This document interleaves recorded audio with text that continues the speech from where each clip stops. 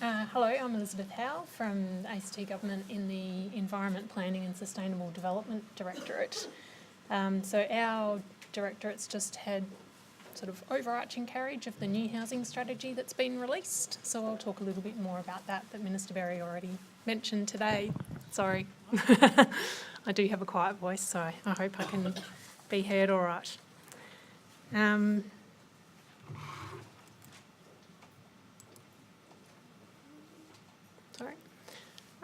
So the government committed to introduce a new housing strategy and committed that that would be released this year, and that was launched on the 29th of October. The strategy's been informed by a consultative group of a range of different industry participants, community stakeholders, some public housing tenants and academics. This followed, there was an extensive consultation period that the Minister spoke about, and that all culminated in the Housing Summit on the 17th of October last year. And through that process, I think we've estimated we had about 2,000 people involved in one way or another, providing their ideas through different feedback mechanisms. So, thanks. The development of the new housing strategy followed a review that had taken place. There was a previous Affordable Housing Action Plan that had been in place since 2007, and a review found that there had been some successes from that plan and it had achieved things, but there was a real need to focus a bit more on people on the lowest incomes in our community. So the way we think about people's household incomes is we divide that into quintiles, and it's really the people in those lowest two groups, which is sort of 40% of household incomes, who need the most support. In the ACT we've got slightly higher than average incomes, so that equates to the lowest two are the people whose whole household income is under $100,000. In addition, there have been some changes in the strategic housing context in the ACT. We've had record unanticipated population growth. That's one of the highest rates of population growth in the country.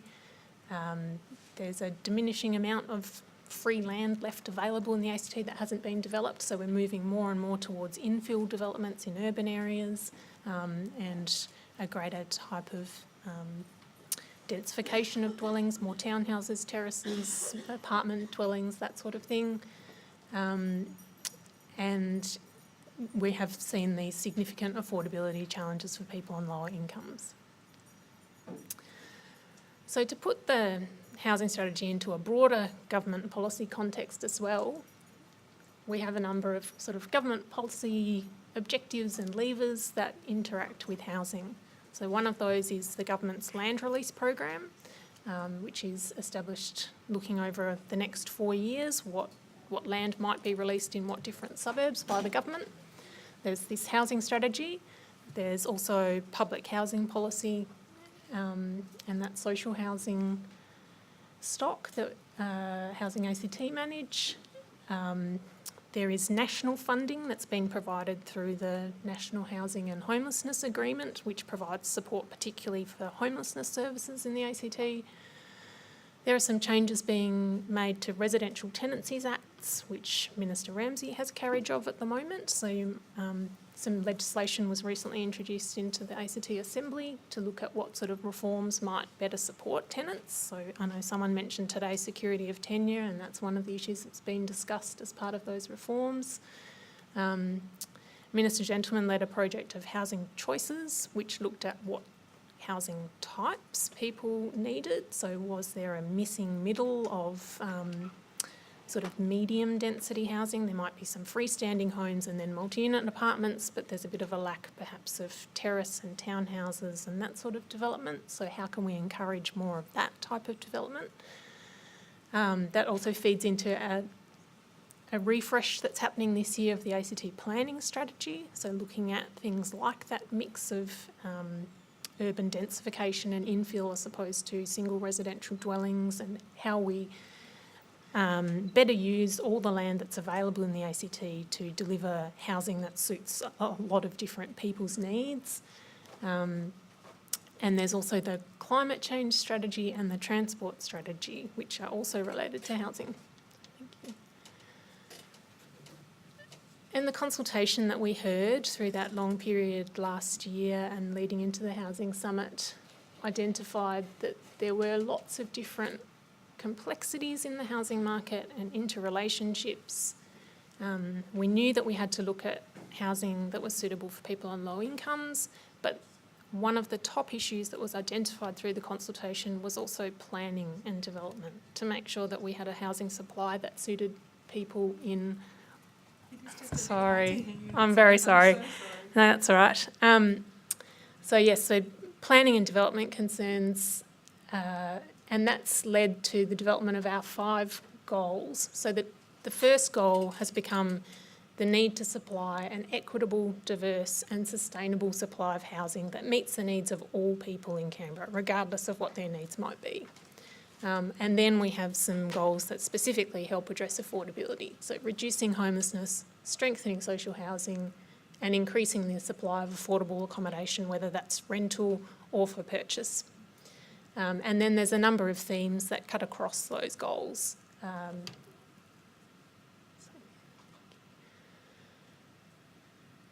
The vision for the housing strategy looks to the next 10 years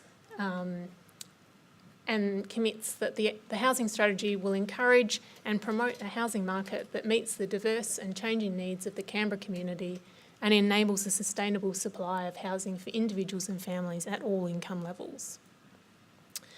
How do we put that into practice? That's really what the strategy tries to show us, so sort of a roadmap for how to get there, with the goals that I spoke about on the last slide, and a range of objectives which are help us to think about how we might achieve those goals. And then there's a range of 74 actions that have been committed to for the short to medium term. There are some actions then that are flagged for further investigation in the future, and through the implementation plan, we look at, well, who's responsible in government for delivering those actions, how we monitor them and see if they're being achieved, and every year we'll review and look at whether that needs further updates. A key point is that there's also a new housing and homes website, which will allow us to make those dynamic updates as actions get added onto the list and things are completed. We'll be able to report back about how we're going with those things. This website also creates a sort of central information point for people to be able to access government information, hopefully in an easier way than has been able to be seen before. And people can sort of identify what they're looking for, and then it will direct you in a few clicks to where that information might be held on other government websites, etc. So there's some key new commitments that have come out of the housing strategy. One of those, which both Minister Berry and Louise spoke about earlier, was the commitment to grow and renew public housing with a $100 million investment over the next 5 years. The next one is a key commitment that of the government's land release program, 15% of those residential dwellings will be dedicated for affordable community and public housing each year. And then there's also a commitment to maintain an adequate supply of dwellings coming onto the market to meet demand. There are a number of other key programs and initiatives, some budget funding that's been confirmed, and I won't talk about all of those in detail, but I would encourage you to have a read of the strategy, visit the website and see what's available. But I will, in the next slide, I will talk about, this slide is about, there's continuing things. So the government's been doing a number of reforms that will continue under the new housing strategy. So it's not just to throw out everything old and new slate. We are continuing that effort and then adding new actions under the strategy. So things like the land rent scheme, which allows people to rent their block of land while just purchasing the house, is an initiative that will continue. We're continuing to participate in the National Rental Affordability Scheme. There's ongoing taxation reform, such as abolishing stamp duty for first home buyers, and an affordable home purchase program that matches eligible low-income people with dedicated affordable dwellings at set price points. One project that might be of particular interest is the Affordable Housing Innovation Fund, which Minister Berry launched at the Housing Summit. So that provides $1 million for innovative and new ideas that will support the increased supply of affordable housing. We've run a successful round one project which has supported 2 co-housing developments. So that's a new type of housing model with shared facilities and design-led features to see whether they're suitable for affordable housing provision, and an affordable rental real estate management model where a community housing provider will seek properties from private landlords who are willing to rent those properties at below market rents, with the support of the community housing provider to manage the tenancy. Round 2, we're developing program guidelines to release an expression of interest process next year, with a number of projects available for people to apply for funding. One of those will support